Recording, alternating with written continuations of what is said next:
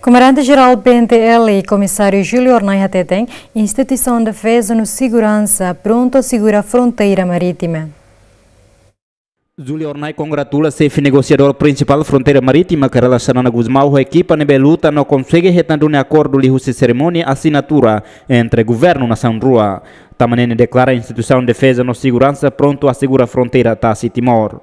Ne instituição toma liu FFDTL ou PNTL, mas mais liu batasilaran itaia componente naval. PNTL componente naval atua seguridade ne.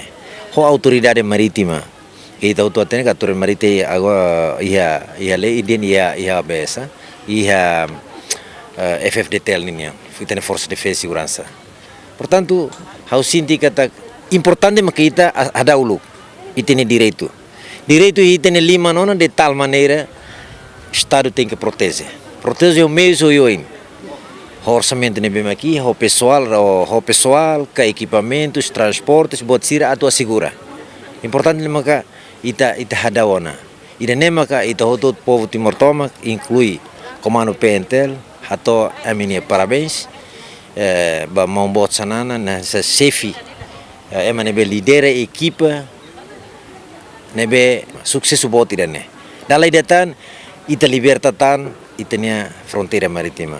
Acordo de limitação fronteira marítima assina entre a Austrália e Timor-Leste e Loronen fulan março tinane e a Nova York. Acordo ne assina o ministro negócio estrangeiro Austrália Julia Bishop o adjunto primeiro-ministro assunto de limitação fronteira Sira Azil Pereira nebe assiste diretamente o secretário-geral ONU António Guterres. Napoleão Xavier, Jovial da Costa, Ziemen.